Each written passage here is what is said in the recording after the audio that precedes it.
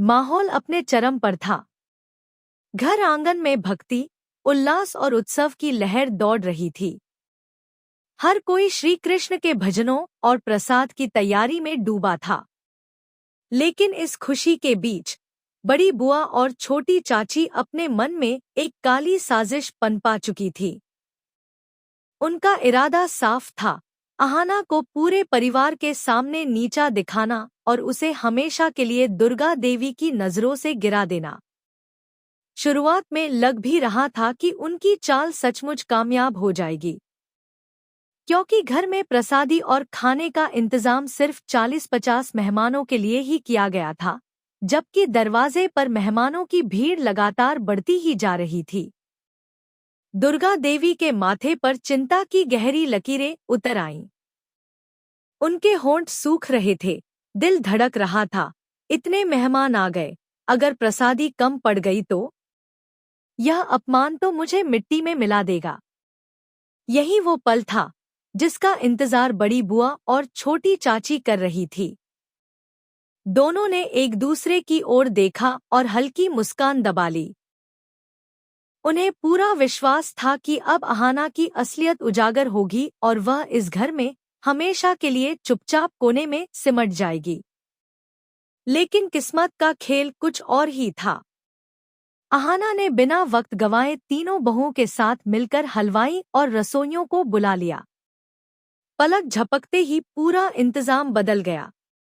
घर आंगन में स्वादिष्ट प्रसादी की ऐसी सुगंध फैली कि हर कोई संतोष से भर गया। मेहमान बड़े प्रेम से प्रसाद ग्रहण करने लगे।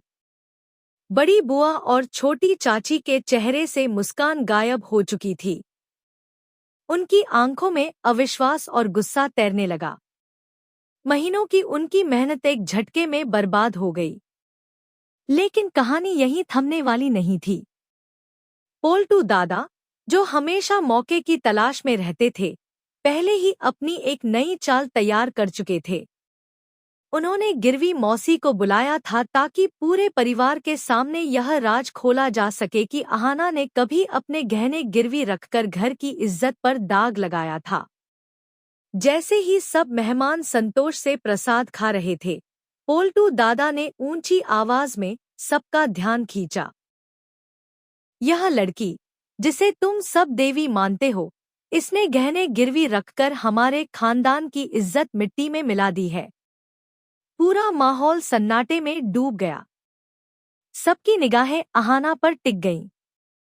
बड़ी बुआ और छोटी चाची की आंखों में फिर से उम्मीद चमक उठी। मगर तभी गिरवी मौसी आगे आईं और उन्होंने साफ साफ कहा, मुझे याद नहीं कि यह वही लड़की है जिसने गहने गिरवी रखे थे। यह सुनते ही पोल्टू दादा के चेहरे का रंग उड़ गया। उनकी साजिश पलक झपकते ही राख में बदल गई। अहाना के चेहरे पर हल्की सी मुस्कान उभरी, मानो उसने बड़ी जंग जीत ली हो। लेकिन असली ड्रामा अभी बाकी था।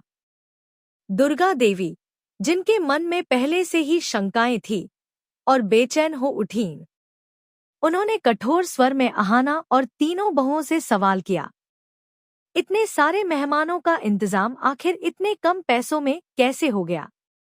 सच बताओ। अहाना कुछ पल के लिए सहम गई। सच बताना मतलब अपने सारे राज खोल देना, और अगर वह उजागर हो गया तो पूरा घर हिल जाएगा। उसने झूठ का सहारा लिया। मां जी, यह सब आपके आशीर्वाद का असर है। भगवान ने ही हमारी मदद की। दुर्गा देवी ने उसकी आंखों में गहराई से झांका। उन्हें लगा कि अहाना कुछ छुपा रही है, पर उस पल उन्होंने चुपचाप उसके शब्दों पर भरोसा कर लिया।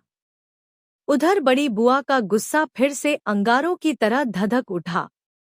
उन्हें लगा उनकी